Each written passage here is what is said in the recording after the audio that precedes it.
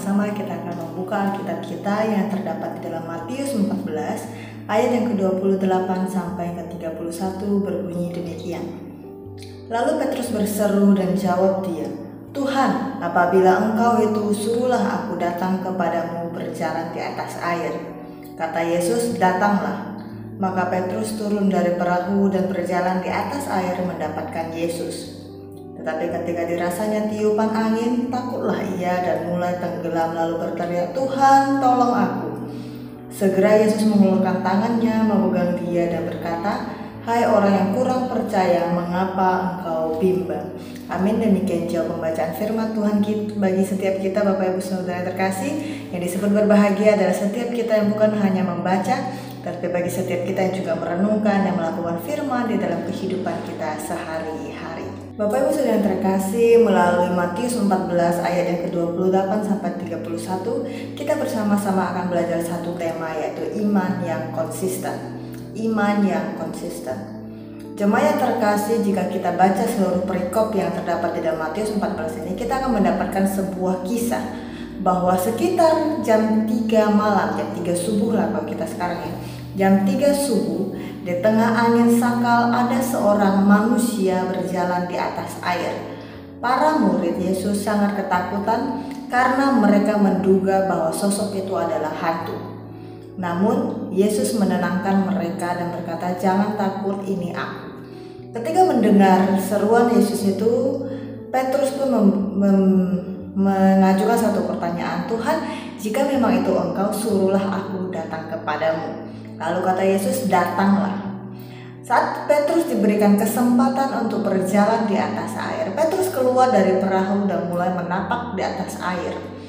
Dia melakukan langkah pertamanya di atas air. Namun ketika tiba-tiba ada tiupan angin mulai datang, mulailah Petrus merasakan takut. Dan dia pun bimbang dan akhirnya tenggelam dan berseru, "Tuhan, tolonglah aku." Yesus menyebut Petrus sebagai orang yang kurang percaya. Namun Bapak Ibu Saudara yang terkasih, apakah benar Yesus menyebut sebagai Petrus sebagai orang yang kurang percaya? Jika demikian, bukankah orang yang kurang percaya itu adalah ke-11 murid Yesus yang ada di dalam perahu? Petrus disebut kurang percaya, namun bukankah dia sudah menunjukkan rasa percayanya? Dia sudah berani mengambil langkah keluar dari perahu dan berjalan di atas air. Tapi apa kabar dengan ke-11 muridnya? Mereka bahkan tidak berani menanyakan Yesus dan bahkan tidak berani mengambil langkah seperti Petrus untuk keluar dari perahu. Jika Yesus menunjukkan bahwa Petrus kurang beriman, bukankah itu lebih jelas kepada ke-11 muridnya, Bapak Ibu, bahwa mereka jauh lebih tidak beriman daripada Petrus. Petrus sudah menunjukkan imannya. Pernyataan Yesus, "Hai orang yang kurang percaya, mengapa engkau bimbang?" Ini bukanlah ditujukan kepada Petrus semata-mata karena ia jatuh ketika mendapatkan tiupan angin. Tetapi yang ingin Yesus maksudkan di sini adalah bahwa di mana iman Petrus yang tadinya berani keluar dari perahu dan melakukan langkah pertama di atas air? Kemana perginya iman tersebut? Sehingga hanya karena tiupan angin kecil, imannya mulai goyah dan ia mulai bimbang dan akhirnya ia jatuh ke dalam air. Bukankah hal itu sudah menggambarkan bahwa Petrus sejatinya sudah beriman? Namun karena adanya tiupan angin, dia jatuh ke dalam air. Hal itu bukan menggambarkan bahwa Petrus tidak beriman. Petrus sudah sangat beriman, Bapak Ibu Saudara terkasih. Hanya saja karena tiupan angin, imannya menjadi tidak konsisten. Imannya yang tadinya membara-bara, "Tuhan, kalau itu Engkau panggil aku akan berjalan di atas air." Tuhan panggil dan dia berjalan. Tetapi hanya karena ada dirasakannya tiupan angin, akhirnya dia mulai goyah dan dia bimbang, akhirnya jatuh ke dalam air. Karena ketidakkonsistenan tersebut membuat Petrus bimbang dan jatuh dalam air. Jemaat yang terkasih, terkadang permasalahan bisa membuat orang percaya yang tadinya sangat beriman, tiba-tiba imannya hilang. Masalah yang terjadi bisa saja membuat orang yang tadinya sangat membara-bara mengikut Tuhan, sangat membara-bara percaya kepada Tuhan, sangat membara-bara percaya kepada janji Tuhan, namun karena suatu masalah, karena suatu pergumulan atau suatu persoalan yang terjadi, membuat seseorang itu kehilangan imannya. Bukan karena ia tidak beriman, tetapi karena imannya tidak konsisten. Bapak Ibu Saudara yang terkasih, seseorang bisa kehilangan imannya ketika ia menghadapi tiupan angin yang mungkin cukup menggoyahkan hidupnya. Tiupan angin yang kita hadapi saat ini adalah persoalan-persoalan yang kita alami, pergumulan-pergumulan yang kita hadapi di dalam proses kehidupan kita. Jika iman kita tidak konsisten, kita akan mudah tergoyahkan. Kita akan merasa, Tuhan tolong aku.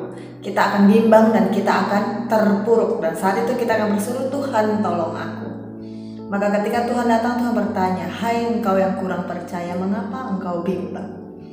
Tuhan mempertanyakan kekonsistenan iman kita. Ketika kita dari awal sudah berani melangkah, maka melangkahlah terus. Sebesar apapun tiupan angin yang menerpa kita, tetaplah melangkah. Karena itulah bukti kekonsistenan iman kita di dalam Tuhan. Jangan membiarkan kekonsistenan iman kita berubah hanya karena masalah demi masalah, pergumulan demi pergumulan yang terjadi di dalam proses kehidupan kita. Hidup memang tidak lepas dari proses pergumulan, Bapak Ibu Saudara yang terkasih. Hidup ini tidak akan lepas dari yang namanya persoalan dan permasalahan. Tetapi jika iman kita konsisten di dalam Tuhan, maka tidak ada yang mustahil bagi kita. Tuhan senantiasa bersama-sama kita. Tuhan tidak melihat betapa hebatnya hidup kita, tapi yang Tuhan lihat adalah apakah iman kita tetap konsisten di dalam hidup, percaya kita kepada Tuhan. Melalui peristiwa dan pergumulan hebat yang kita alami, apakah iman kita tetap konsisten? Apakah ketika kita awal berkata, Tuhan jika itu engkau panggillah aku datang, dan aku akan datang kepadamu. Lalu di tengah jalan kita mulai goyah dan bimbang dan berkata, Tuhan tolonglah aku. Bapak Ibu Saudara yang terkasih, janganlah membiarkan iman kita goyah hanya karena tiupan-tiupan pergumulan demi pergumulan kita alami selama masa hidup kita. Tapi meskipun adanya pergumulan, meskipun adanya masalah, meskipun ada tiupan angin kencang, angin topan sekalipun, tetaplah konsisten iman kita di dalam Tuhan. Sekali kita percaya, seumur hidup kita akan percaya, selamanya kita akan percaya. Sekali kita percaya kepada Tuhan, sekali kita mengandalkan Tuhan, sekali kita percaya Tuhan pasti menolong kita, selama-lamanya Tuhan pasti akan menolong kita. Maka biarlah iman konsisten itu terus kita miliki dalam hidup iman percaya kita, sehingga kita didapati sebagai orang yang tetap setia sampai akhir hayat hidup kita. Amin. Mari kita bersatu di dalam doa. Tuhan, terima kasih untuk firman yang Engkau berikan kepada kami pada pagi yang indah ini Tuhan.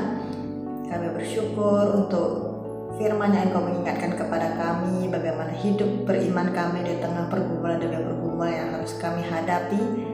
Kami meyakini Tuhan bahwa iman kami tetap kuat di dalam Engkau meskipun begitu banyak pergumulan dan persoalan yang kami alami saat ini. Tuhan, ajarkan kami untuk tetap memegang iman kami dengan konsisten di hadapan Engkau Tuhan, sehingga sehebat apapun pergumulan, sehebat apapun persoalan, sehebat apapun tiupan angin dari dunia berusaha menggoyahkan iman kami tetap konsisten di dalam Engkau ya Tuhan. Terima kasih Tuhan, berkati setiap kami anak-anak-Mu sehingga kami boleh sungguh-sungguh menjalani hidup kami dengan iman yang konsisten di hadapan Engkau. Ini doa kami Tuhan, di dalam nama Tuhan Yesus kami berdoa. Selamat pagi Bapak Ibu Saudara yang terkasih, selamat melanjutkan aktivitasnya. Tuhan Yesus memberkati.